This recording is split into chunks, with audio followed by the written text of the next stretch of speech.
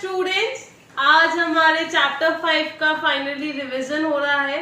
उसके बाद बस एक वीडियो और आएगी जो कि केस स्टडीज पे होगी। उससे पहले रिवीजन देखने के बाद क्वेश्चन जरूर सॉल्व कर लेना, फिर केस स्टडी की वीडियो देखना, जिससे कि ये पता चलेगा कि एक्चुअली आप केस स्टडी सॉल्व कर पा रहे हो या नहीं। चलो आज की वीडियो स्टार्ट करते हैं। ऑर्गेनाइजिंग हमारे मैनेजमेंट का सेकेंड फंक्शन था। उसका मतलब क्या था? What to do, when to do and how to do. यानी कि ये इम्प्लीमेंट करता है हमारे प्लान्स को जो हमने बनाए हुए। प्लान्स को इम्प्लीमेंट कैसे करता है?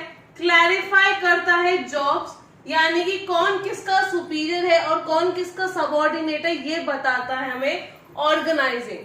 ठीक है, उसके बाद हमारे रिसोर्सेस को फुली यूटिलाइज कैसे करना है जिससे कि हम अपने गोल्स अचीव कर पाए, ये ऑर्गेनाइजिंग का मोटिव होता है। हमें कैसा ऑर्गेनाइजेशन स्ट्रक्चर रखना चाहिए, यानी कि हमें क्या फॉलो करना चाहिए। आप आगे पढ़ोगे और आपने वैसे भी पुराने टॉपिक्स में पढ़ी थी वीडियोस में, ऑर्गेनाइजेशन स्ट्रक्चर कितने तरीकों के होते हैं। तो अब कंपनी कैसे डिसाइड करे उसको कौन सा ऑर्गेनाइजेशन स्ट्रक्चर फॉलो करना है। नेक्स्ट टॉपिक है प्रोसेस ऑफ ऑर्गेनाइजिंग। मैंने आपको बताए थे 4 स्टेप्स होते हैं हमारे ऑर्गेनाइजिंग प्रोसेस में। क्या क्या? पहला, हम काम को आइडेंटिफाई करते हैं, उसको डिवाइड करते हैं स्मॉलर पार्ट्स में।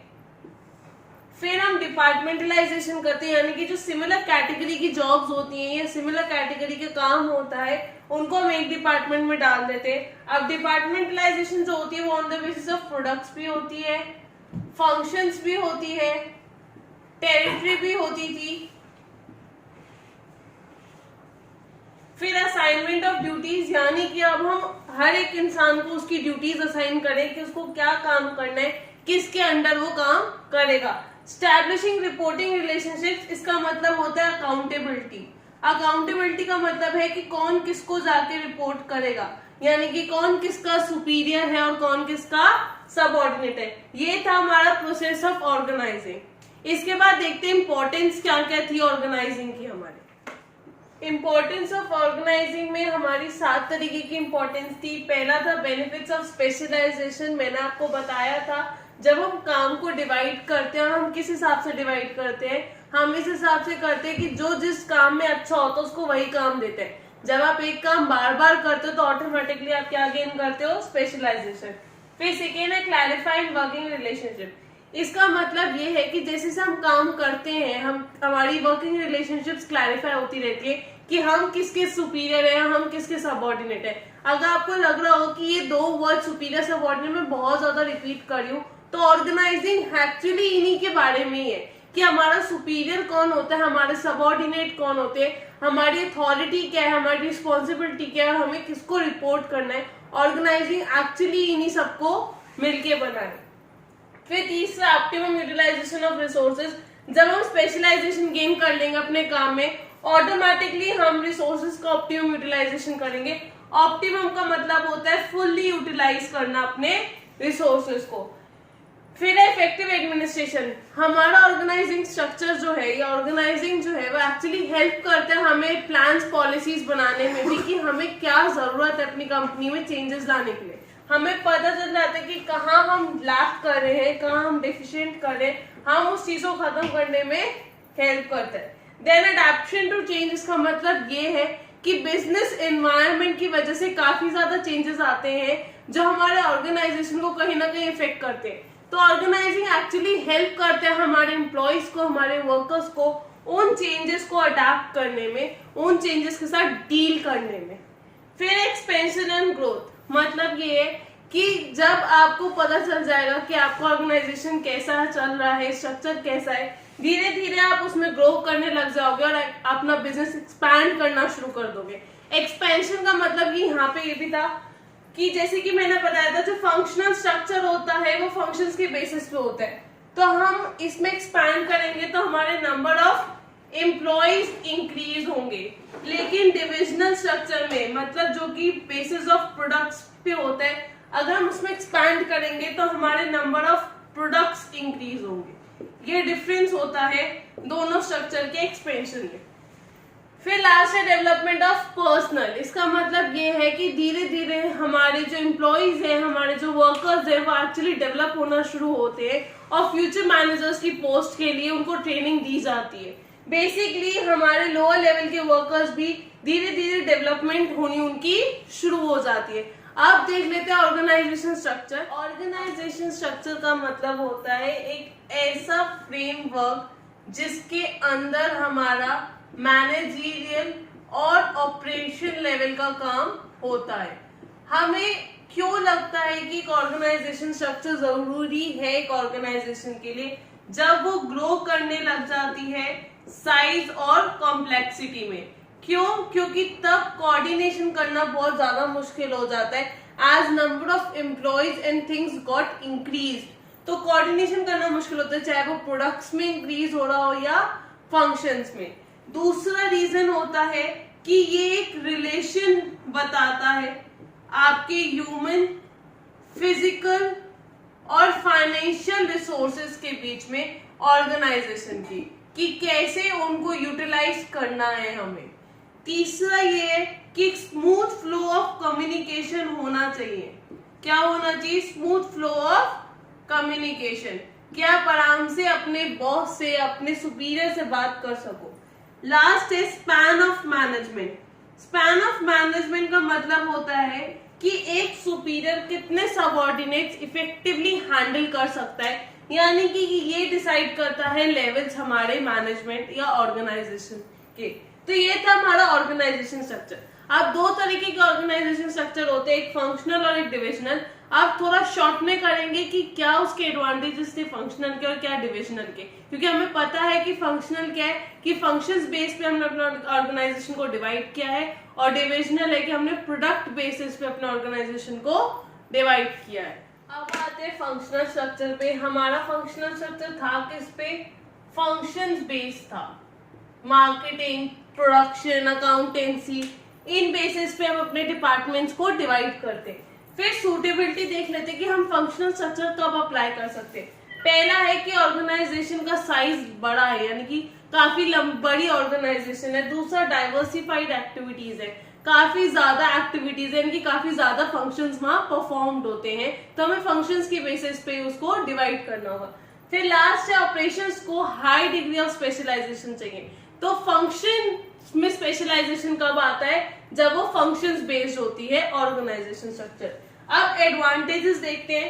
फंक्शनल स्पेशलाइजेशन, जब आप डिवाइड ही फंक्शंस के बेसिस पे कर रहे हो, तो जब आप एक ही फंक्शंस को बार बार करते जाओगे, ऑब्वियसली बात आप स्पेशलाइज हो जाओगे। दूसरा है एफिशिएंसी।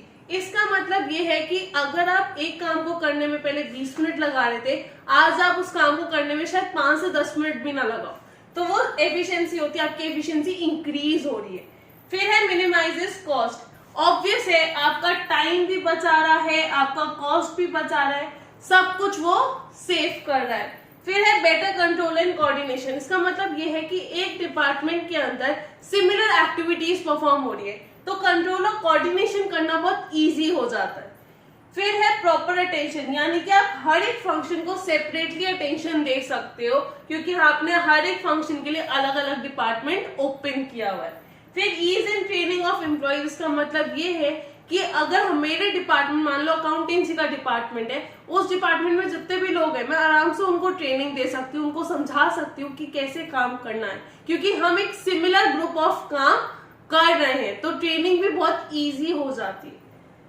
फिर देखते हैं डिसएडवांटेजेस। डिसएडवांटेजेस में पहला है फंक्शनल एम्पायर्स। इसका मतलब ये है कि हम फंक्शन में इतना ज्यादा डूब जाते हैं अपने डिपार्टमेंट में कि हमारा डिपार्टमेंट सबसे अच्छा काम करना चाहिए, तो हम भूल जाते हैं कि हमें एक्चुअली करना क्या है, ऑर्गेनाइजेशन के गोल्स अचीव करने। हम बस अपने डिपार्टमेंट के गोल्स को अचीव करने में लग जाते हैं। प्रॉब्लम इन कोऑर्डिनेशन, इसका मतलब ये है कि इतनी ज्यादा हौच पौच हो जाती है कि हर कोई कंपटीशन में लग जाता है कि मेरा डिपार्टमेंट सबसे अच्छा होना चाहिए, मेरा डिपार्टमेंट सबसे सही काम करना चाहिए। तो कोऑर्डिनेट करना वहां पे रिसोर्सेज को लेकर, फाइनेंशियल हो या फिजिकल हो, तो काफी डिफिकल्ट हो जाता है कंपनी के लिए भी। फिर है इंटर डिपार्टमेंटल कॉन्फ्लिक्ट। मान लो कि हमारा लॉस आ रहा है ओवरऑल कंपनी लॉस में, तो हम नहीं एक्चुअली डिफाइन कर सकते, आइडेंटिफाई कर सकते कि किस डिपार्टमेंट ने गलती की, क्योंकि हर एक डिपार्टमेंट नहीं कहेगा कि सेल, मान लो हमें लॉस हुआ तो प्रोडक्शन वाला कहेगा कि सेल ने अच्छा काम नहीं किया, बेचा नहीं ढंग से, सेल वाला कहेगा कि मार्केटिंग नहीं हुई उसकी अच्छी से प्रोडक्ट की, और मार्केटिंग वाला कहेगा कि production according to the customer needs नहीं हुआ। तो क्या है, आपस में वो लोग ब्लेम गेम खेल रहे हैं, यानी कि एक ऑर्गेनाइजेशन में जितने डिपार्टमेंट्स है सभी आपस में एक दूसरे को ब्लेम कर रहे हैं उनकी गलतियों के लिए। एक्चुअली कॉज क्या था हमारे लॉस आने का हमें नहीं पता चल पाएगा, हर कोई ये कहेगा कि उसकी वजह से ये गलती हुई इसलिए हम लॉस में हैं। तो इंटर डिपार्टमेंटल कॉन्फ्लिक्ट बहुत ज्यादा होते हैं। फिर आते हैं लास्ट, इनफ्लेक्सिबिलिटी, यानी कि काफी रिजिड होते हैं। अब रिजिड क्यों होते हैं? रिजिड इसलिए होते हैं क्योंकि हमारे पर्सपेक्टिव्स या हमारे जो हेड्स होते हैं फंक्शंस के, वो ये मान लेते हैं कि हमें सब पता है हमारे फंक्शन के बारे में, हमारे डिपार्टमेंट के बारे में, तो उनका इतना नैरो पर्सपेक्टिव हो जाता है कि वो किसी को अप्रिशिएट नहीं कर पाते उनके व्यू के लिए या उनके आइडिया के लिए। वो ये समझते कि मैंने जो बोल दिया वो सही है। तो ये थे हमारे फंक्शनल स्ट्रक्चर की सूटेबिलिटी, एडवांटेजेस और डिसएडवांटेजेस। ऐसी जल्दी से डिविजनल स्ट्रक्चर की भी देख लेते हैं। चलो अब एक बार डिविजनल स्ट्रक्चर के बारे में देख लेते हैं। वैसे हमें पता है डिविजनल स्ट्रक्चर होता क्या है, हमारा प्रोडक्ट बेस्ड होता है, यानी कि हम एक प्रोडक्ट में नहीं डिफरेंट टाइप्स ऑफ प्रोडक्ट में डील करते हैं। अब सूटेबिलिटी का है, मतलब कि ये स्ट्रक्चर हम कब फॉलो करेंगे या कब अप्लाई करेंगे अपनी ऑर्गेनाइजेशन में। पहला है जहां पे large variety of products manufacture हो। फॉर एग्जाम्पल रिलायंस, हम सबको पता है रिलायंस एक ऐसी कंपनी है जो mobile phone, sim cards, jewellery, clothing, हर एक तरीके के प्रोडक्ट में एक्सपैंड कर रही है अपने आप को। तो वो कौन सा स्ट्रक्चर फॉलो कर रही है? Divisional structure. या फिर ऑर्गेनाइजेशन को ज्यादा एम्प्लॉयज रखने हैं, ज्यादा डिपार्टमेंट्स क्रिएट करने हैं। ज्यादा डिपार्टमेंट का मतलब यहाँ पे कि ज्यादा प्रोडक्ट्स में डील करना है और new levels of management introduce करना है। अब देख लेते हैं एक बार उसके एडवांटेजेस। जब हम अपने ऑर्गेनाइजेशन को प्रोडक्ट के बेसिस पे डिवाइड करें तो ऑब्वियसली बात है हम उन प्रोडक्ट्स में स्पेशलाइजेशन भी गेन कर लेंगे। क्यों? क्योंकि हम हर एक प्रोडक्ट को सेपरेटली अटेंशन दे रहे हैं इसलिए। फिर है ग्रेटर अकाउंटेबिलिटी, यानी कि हर हेड को या फिर ये कह लो हर प्रोडक्ट के हेड को पता होगा कि उसके डिपार्टमेंट में चल क्या रहा है, उसके डिवीजन में क्या चल रहा है, तो वो अपने को ज्यादा अकाउंटेबल समझ पाएगा। दैट मीन्स सब ऑर्डिनेट्स जो है वो देख पाएगा कि क्या गलती हो रही है, क्या लॉस हो रहा है, किस वजह से हो रहा है, वो सब पता चल पाएगा। फिर है फ्लेक्सिबिलिटी एंड इनिशिएटिव। अगर हम और प्रोडक्ट्स बना ले, यानी कि रिलायंस इन प्रोडक्ट्स के अलावा और प्रोडक्ट्स में डील करना शुरू कर दे, जैसे कि फुटवेयर एंड ऑल, तो बाकी प्रोडक्ट्स पे कोई इफेक्ट नहीं होगा। तो वो फ्लेक्सिबल भी होते हैं और इनिशिएटिव ले पाते हैं हम नई चीजें करने का। फिर है ग्रोथ एंड एक्सपेंशन। यहाँ पे ग्रोथ और एक्सपेंशन का मतलब ये होता है कि ज्यादा प्रोडक्ट्स में डील करना। फिर आते हैं फास्ट डिसीजन मेकिंग। क्यों फास्ट डिसीजन क्या होता है? क्योंकि आप एक पूरा डिवीजन संभाल रहे हो, आप हर एक उस प्रोडक्ट को संभाल रहे हो, हर एक प्रोडक्ट को, तो आप आराम से उस प्रोडक्ट से रिलेटेड सब कुछ जानते हो, बहुत इजीली डिसीजन ले सकते हो। आपको हर चीज के लिए अपने सुपीरियर से बोलने की जरूरत नहीं पड़ती। डिपार्टमेंटल हेड्स आपस में डिसीजंस ले लेते हैं, इसीलिए फास्ट डिसीजन मेकिंग होता है। फिर आते हैं डिसएडवांटेजेस पे। पहला है कॉन्फ्लिक्ट। कॉन्फ्लिक्ट का मतलब होता है अब भाई मेरे पास कैपिटल तो इतनी है ना, लिमिटेड है, 1 करोड़, 1 लाख, 10 लाख, 10 करोड़, कुछ भी मान लो, तो वो कॉन्फ्लिक्ट रहता है कि भाई मैं किस में डिस्ट्रीब्यूट करूं, किस रेशियो में मैं अपने कैपिटल को अपने प्रोडक्ट्स के अंदर इन्वेस्टमेंट करूं। तो इस चीज का कॉन्फ्लिक्ट हमेशा रहता है। फिर है कॉस्टली। कॉस्टली इसलिए है क्योंकि हर एक डिपार्टमेंट में, यानी कि हर एक प्रोडक्ट में हर एक तरीके का फंक्शन वापस से हो रहा है, यानी कि डुप्लीकेशन बहुत ज्यादा हो रहा है एफर्ट्स का, तो वो कॉस्टली है। फिर है इग्नोरिंग ऑर्गेनाइजेशनल इंटरेस्ट। अब क्या करते हैं लोग, अपने प्रोडक्ट को ज्यादा से ज्यादा प्रॉफिट हो, ज्यादा से ज्यादा गेन हो, वो ये भूल जाते हैं कि अल्टीमेट हमारा एम क्या है, अपनी ऑर्गेनाइजेशन को हाइट्स पे लेके जाना। तो उस वजह से हमारे ऑर्गेनाइजेशन के इंटरेस्ट जो है वो इग्नोर हो जाता है। लास्ट है कॉम्प्लेक्स स्ट्रक्चर, यानी कि hard to understand and it is easy to define. तो अब हम देख लेते हैं कि हम फंक्शनल और डिविजनल में डिफरेंशिएट कैसे करेंगे। पहला क्या है कि फॉर्मेशन, वो फंक्शंस के बेस पे फॉर्म होता है और ये प्रोडक्ट के बेस पे डिवाइड होता है। स्पेशलाइजेशन किसकी होती है, फंक्शनल की फंक्शंस पे और डिविजनल की प्रोडक्ट्स में। फ्लेक्सिबल कौन ज्यादा होता है, फंक्शनल, जो हमारा फंक्शनल स्ट्रक्चर है वो इनफ्लेक्सिबल होता है और डिविजनल फ्लेक्सिबल होता है। फिर रिस्पॉन्सिबिलिटी किसमें इजीली आप फिक्स कर पाते हो, डिविजनल में डिफिकल्ट हो जाता है क्योंकि आपको नहीं पता कि कौन किसकी लॉस के लिए कौन जिम्मेदार है, लेकिन डिविजनल में इजी होता है क्योंकि आपको पता चल जाता है कि हाँ ये प्रोडक्ट लॉस कमा रहा है, ये प्रोडक्ट 20% प्रॉफिट कमा रहा है और ये प्रोडक्ट 50% प्रॉफिट कमा रहा है। फिर आते हैं मैनेजमेंट डेवलपमेंट। मैनेजरियल डेवलपमेंट जो होता है वो फंक्शनल में नहीं हो पाता, डिविजनल में हो जाता है। और लास्ट है कोऑर्डिनेशन, जो इजीली हम फंक्शनल में कर पाते हैं लेकिन डिविजनल में इतना इजीली नहीं हो पाता क्योंकि बहुत सारे प्रोडक्ट्स होते हैं और हर एक प्रोडक्ट के अपने अपने फंक्शंस होते हैं, तो काफी ज्यादा कॉम्प्लेक्स हो जाता है। तो ये हमारा डिविजनल स्ट्रक्चर के बारे में था और डिफरेंशिएशन था। अब देखते हैं फॉर्मल ऑर्गेनाइजेशन और इनफॉर्मल और उनका difference. That's all for today. आप लोग सोच रहे होंगे कि मैम रिवीजन बाकी टॉपिक्स का कब लेगी। एक्चुअली इस चैप्टर काफी बड़ा था और चैप्टर के टॉपिक्स काफी ज्यादा थे, तो मैंने सोचा कि रिवीजन को 2 पार्ट्स में डिवाइड कर देती हूँ जिससे कि आपको एक लंबी सी वीडियो देखने की बजाय शॉर्ट 2 वीडियोस देखने को मिल जाए। पहले पार्ट में हमने पढ़ लिया ऑर्गेनाइजिंग किसे कहते हैं, प्रोसेस ऑफ ऑर्गेनाइजिंग क्या है, importance of organising, functional structure, division structure. अब पार्ट 2 वीडियो में हम पढ़ेंगे formal organisation, informal organisation, delegation, decentralisation और उनके सब टॉपिक्स के बारे में। Thanks for watching. Do subscribe, like and share the video as much as you can.